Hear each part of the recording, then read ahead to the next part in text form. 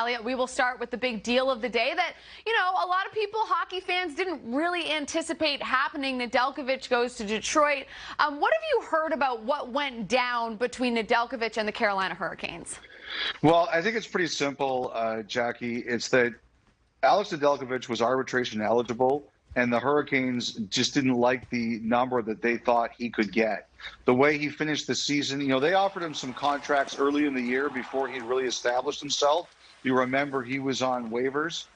They were much lower than the $3 million AAV he just got from Detroit.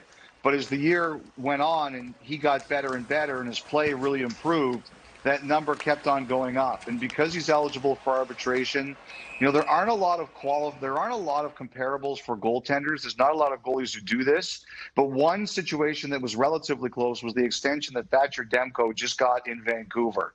And for the years that he was just before UFA, like Nedeljkovic is now, those numbers were in the $3.5 million range, and Nedeljkovic is more accomplished, I think, than Demko was at the time.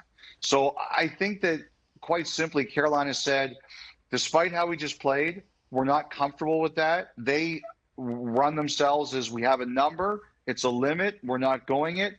Nedeljkovic was possibly going over that number, and they just said, you know what, that's not going to work for us, and we're going to make the deal. I believe they're in negotiations with Bernier. Bernier just had a great season for Detroit. He was their best player. We'll see if it closes down.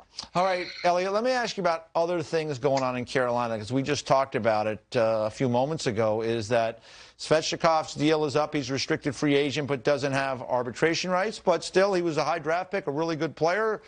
Yeah. There's a lot of value there. You can see the other names on here. We don't think Dougie Hamilton is coming back, but, you know, Jordan Martinook is someone that's a real valuable player for them. McGinn is a valuable player for them. Jake Bean, I thought he was going to go in the expansion draft. He ends up not going. So what's going on there with Tom Dundon and Don Waddell in terms of all this work they have to do? All right, let's put that board up again, because we'll take a look at some of those names there. I can give you some I can give you some information. So let's start with the notable RFAs.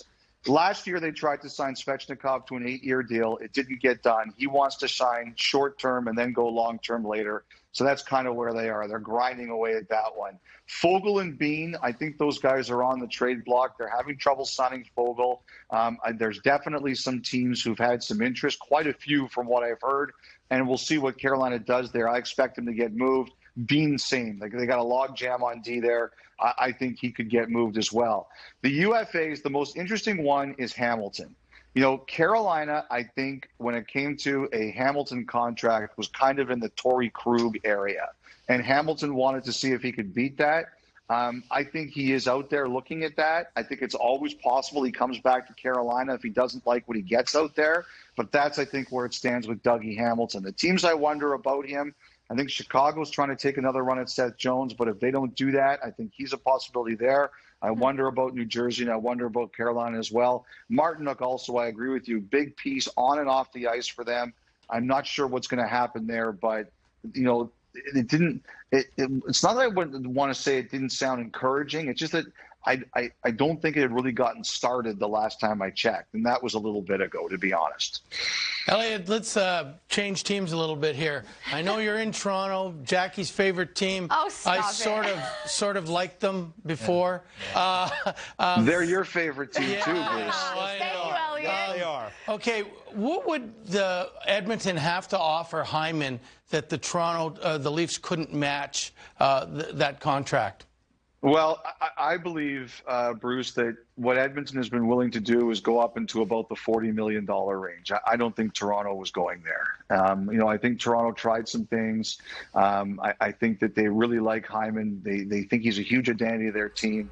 But Edmonton was willing to go to a higher level than Toronto wasn't going. Now, if it turns out to be a 7-year deal, then I think that's going to be around Josh Anderson's number, which is 5.5. If it turns out to be an 8-year deal because the Maple Leafs work out a trade with the Oilers, I think it's going to be right around $40 million, just under what Ryan Nugent-Hopkins signed for. I just don't think Toronto was willing to go there. I think that's at the end of the day. Edmonton's willing to go to a level that Toronto's not, and that's kind of where we are. All right, Elliotte, I'm going to ask you what is probably a silly question, but I'm curious to see how you'll answer it. What's Lou up to with the New York Islanders? What's he doing?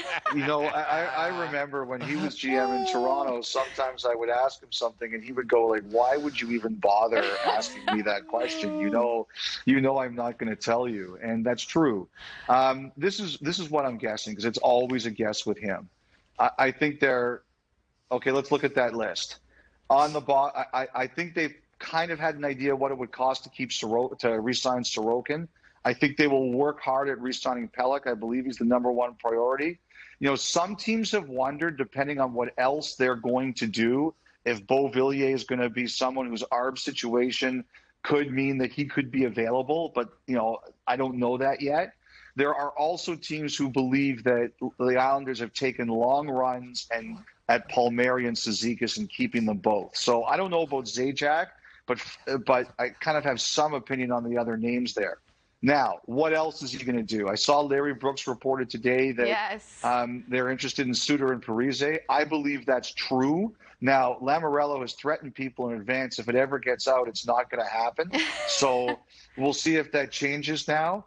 But I do believe that's true. Suter I believe, has been cutting down the interest in him.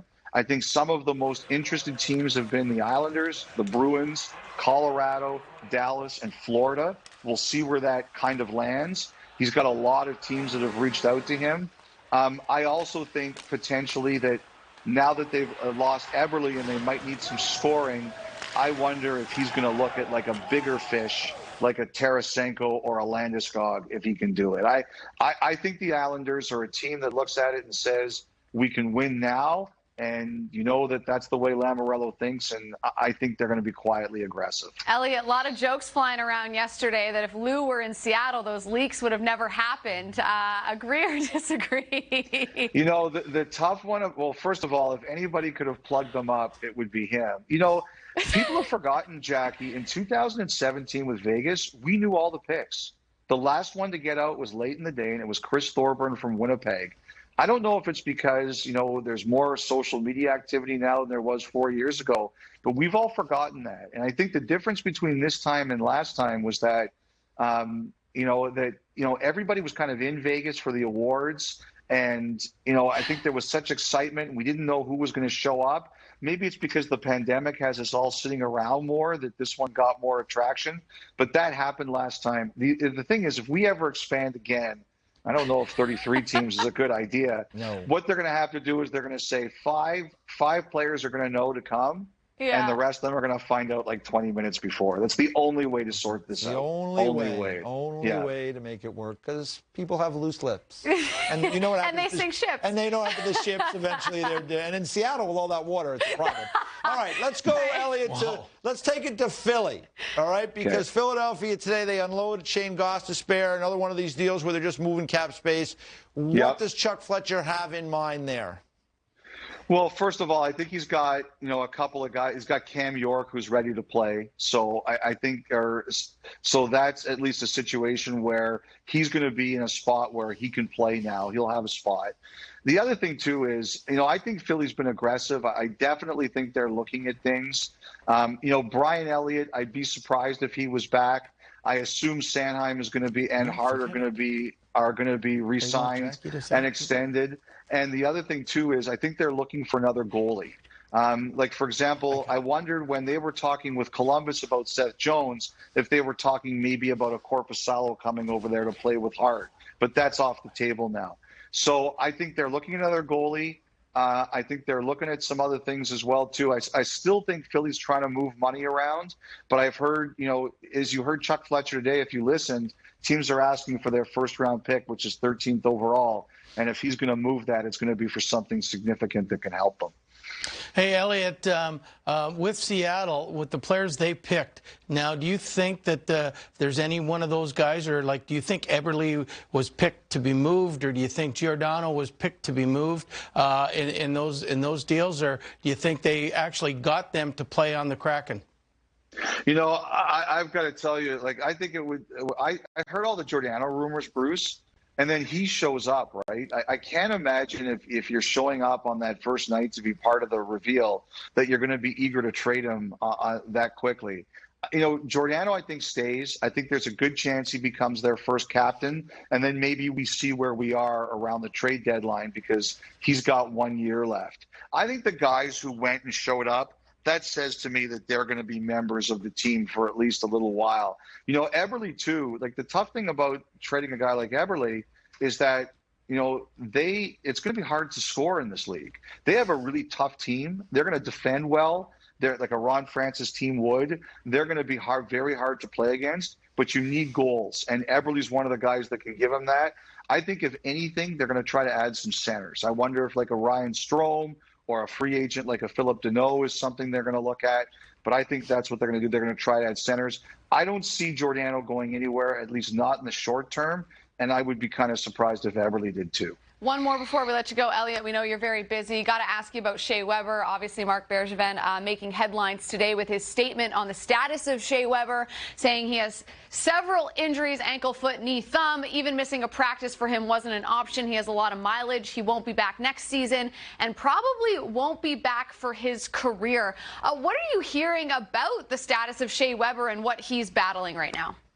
Well, Marc Bergevin came clean on something that had been reported last week, that Weber's career was possibly over. And, you know, I think that one of the reasons that Weber really was even more of a gamer than normal this year is because he knew that this potentially was going to happen. He's played through a lot before with his foot and his knees and a bad thumb injury. I remember a couple of years ago, some of his teammates telling me you would not believe what this guy goes through to play. But, you know, I don't know if he ever expressly said to his teammates this was going to be it this year, but I think they knew that the way he was talking and his intensity in the playoffs, that there was a chance it might be. The NHL has indicated that they will deal with this when he shows back up at training camp for his physical. They won't make any rulings now. They won't say here's where his status is now. They'll see how he is when he shows up at training camp, and if the medicals say he can't play, then he won't play. But to say he's got 5 years left on his deal, Jackie, he'll have to repeatedly go through medicals that indicate he can't play, although people tell me that it's, you know, his body is really beaten up, but the NHL just won't give a blanket 5-year approval. All right, I guess time will tell on the status of Shea Weber officially. Elliotte, thank you for the time, and we'll see you tomorrow for the draft. All right, guys, have a great night. Bruce? I'll give you back your time slot next year. Thank you. All right, take care.